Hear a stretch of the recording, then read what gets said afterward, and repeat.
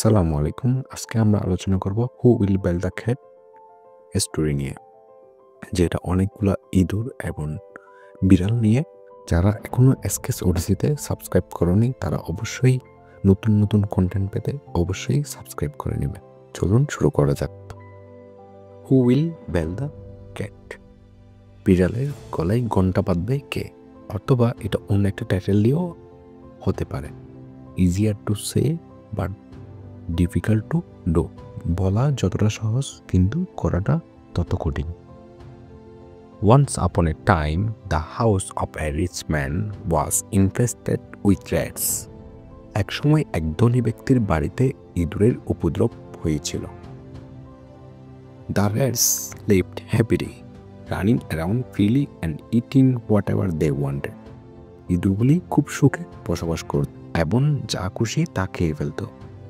Running around freely অথবা হচ্ছে অবাধে ঘুরে বেড়ানো, eating whatever they wanted অথবা যা খুশি তা খেয়ে ফেলত। But the family was travelled, কিন্তু পরিবারটি অস্বস্তিতে পড়েছিল অথবা সমস্যায় পড়েছিল। They brought a cat to solve this problem, এই সমস্যার সমাধানের জন্য তারা একটি বিড়াল নিয়ে আসলো। The rats fell into a great problem, ইঁদুর পড়ে গেল মহা সমস্যায়। One day all the mice, একদিন সমস্ত ইঁদুর sat together in a conference to find a solution. একদিন সমস্ত ইঁদুর একটি সমাধান খুঁজতে একটি সম্মেলনে একসাথে বসলো।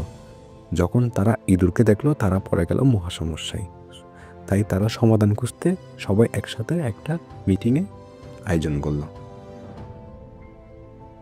Different mice gave different suggestion, বিভিন্ন ইঁদুর বিভিন্ন পরামর্শ মিটিংয়ে দিয়েছিল। But none was found acceptable, কিন্তু কোনোটি গ্রহণযোগ্যতা পায়নি। At last a young mouse stood up with a brilliant idea, অবশেষে একটি ছোট ইঁদুর একটা ভালো আইডিয়া দিল। He said if we tie a bell around the cat's neck, ইঁদুরটি বলে আমরা যদি বিড়ালের গলায় ঘন্টা বেঁধে রাখি, we can easily be aware when the cat is coming, তাহলে আমরা সহজেই বুঝতে পারবো কখন বিড়াল ঘরে আসছে। টু দ্য হাউস, ঘরে আসছে। And we will hasten into our holes, এবং আমরা তাড়াতাড়ি গর্তে ঢুকে পড়বো। হ্যাস্টেন অত তাড়াহুড়ো করা, ইজিলি বি অ্যাওয়ার অর্থ হচ্ছে সহজেই বুঝতে পারা, হোলস অর্থ হচ্ছে গর্ত। Before it's coming we will be able to it as much as we need, এটা আসার আগে আমাদের যতটা দরকার আমরা ততটা খেতে পারবো। All the mice acclaim the proposal accept the old one, অভিজ্ঞ ইঁদুর ছাড়া সমস্ত ইঁদুর প্রস্তাবটি প্রশংসা করেছিল। অ্যাক্লেইম অর্থ এখানে প্রশংসা করা। The old rat stood up and said the proposal is quite good, অভিজ্ঞ ইঁদুর উঠে দাঁড়িয়ে বলল প্রস্তাবটা বেশ। But who will bell the cat, at this all were stone still, এতে সকলেই স্তব্ধ হয়ে গেল। There was a pin drop silence in the conference, সম্মেলন নিস্তব্ধ হয়ে গেল। The meeting ended with no decision, সম্মেলনের কোনো সিদ্ধান্ত ছাড়াই শেষ হয়ে গেল। And the rats eventually migrated to another place, এবং ইঁদুরগুলো অন্য জায়গায় চলে গেল। To save their own lives, নিজেদের জীবন বাঁচানোর জন্য ইঁদুরগুলো অন্য জায়গায় চলে গেল।